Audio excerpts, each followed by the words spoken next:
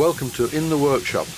This is a Stuart 504 boiler, part 2, looking inside the spirit burner and dismantling the boiler. This is the twin spirit burner that came with the 504 boiler, and it's not working properly. It burns with a yellow flame, only part of the length of the tubes. There's nothing for it but to look inside it. The end caps I could not get off. On some of these burners the end caps pull off quite easily, but these are securely fastened. So rather than risking destroying the brass tube, I thought I would heat them up using the blowtorch, but this clip shows me using the blowtorch to heat up the entire part of the brass tubes. The wick material inside the tubes is badly contaminated. Even when I remove the heat, it's still burning and there's a very bad smell. It's a bit like burning plastic, so there's nothing for it. It's time to remove the end caps and have a look inside.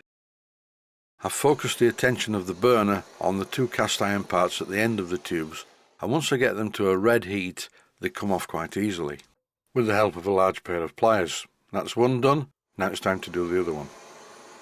Please note I'm not applying too much heat to the tubes themselves. They are getting quite hot. It's the end parts that I need to get very hot. And in no time at all, I can now remove the other end part using the pair of pliers. With the end caps removed, I can now have a look inside the tubes. There's quite a lot of charred wick inside the tubes. Here I'm tapping a piece of bar down the tube to attempt to push the wick back into the tank so I can withdraw it like this.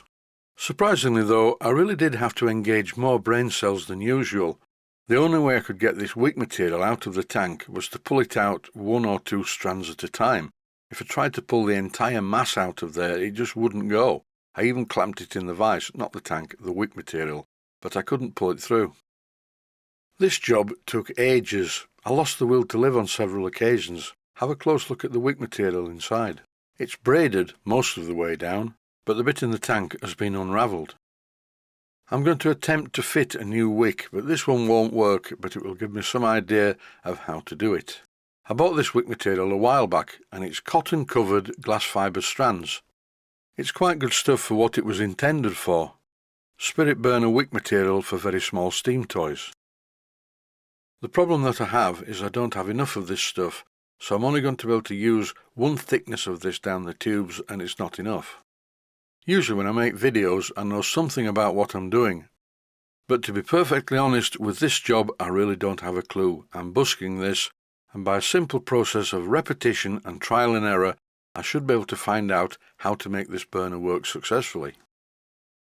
I've ordered a couple of lengths of much better wick material than this. And when the wick material arrives, I'll redo this job that you're watching and try and make it work properly. This is very much an experiment. In this clip, as you can see, I'm pushing the surplus wick material back inside the tubes and tapping in the supports using a hammer. I filled the tank with methylated spirit and it lit okay. The flame is still a bit yellow, but at least it's burning all the way down. So, is this a success? No, it's not, because as I tip the tank, liquid meths falls all over the bench. This is not the bench though, really, it's my brazing hearth, as you can see. And suddenly it really comes to life and it becomes a bit of a towering inferno. I'm definitely not going to put this spirit burner underneath the boiler. Look at the flame, it's really yellow. I don't know why it's yellow, because the meths is quite clean. And after no time at all, the flame starts to diminish. A lot of commercial meths burners are vaporizing burners, like the Trangier type. You light the burner, and as the burner gets warm, it vaporizes the spirit, and then it burns much better. I've had an idea.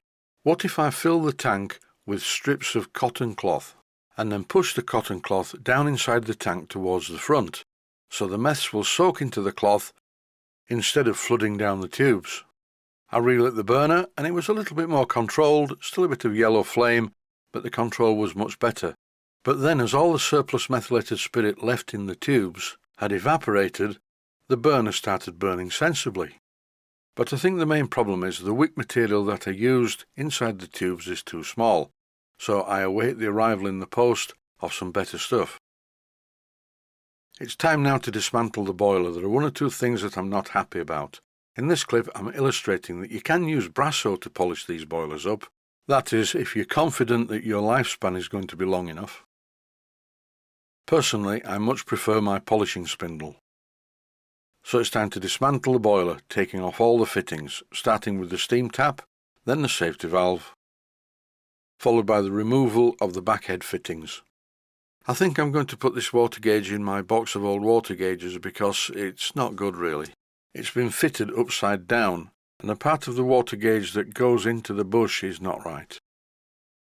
Every one of the standard Stuart aluminium washers are going to be thrown away. This has always been a terrible idea, and they do corrode away fairly quickly. I will replace them with copper washers that last a lot longer. Here's the banjo union part of the pressure gauge siphon sat on the bench, and I've now put them all in a small red plastic box. To illustrate what a bad idea it is to use aluminium washers on copper boilers, take a look at this. I'm removing this brass blanking plug, and there's nothing left of the washer. It's all completely corroded. When I fit a check valve into this bush, I will use a copper washer. When I first got this boiler, I gave it a test run with the spirit burner. This is what it looks like now, but previously it looked like this, a lot cleaner. I presume that the previous owner of this boiler must have used a gas burner, a small one at that, because there is some evidence of localized heating. Time for a boiler cleanup. I'm using a small piece of Scotch-Brite to clean underneath the boiler and remove any soot and grease. It's a good idea to do this first before putting it in the acid bath, because any oily carbon will not be attacked by the acid.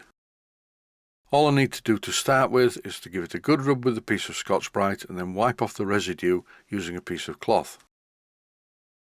In this clip, I'm attaching a piece of silicone rubber tubing to the boiler, because I'm going to suspend it in the acid bath in the outer part of the workshop. So it's time to visit that dark place. This is where I keep my acid bath. It's full of a very weak acid. It's not very strong at all. That's probably why my body parts take a long time to dissolve. In this clip, I've just lowered the boiler carefully into the acid bath, and I'll leave it there for a day or so. The action of the acid will do two things. It will clean up the outer boiler shell and remove any lime scale from the inside of the boiler. That's it for this episode. Thanks for watching, and I hope you found it useful. Please take the time to visit my Mainsteam Models website. Click on the section of the website that says Video Playlists. And by doing that, you will find it very easy to find other videos that you may like to watch.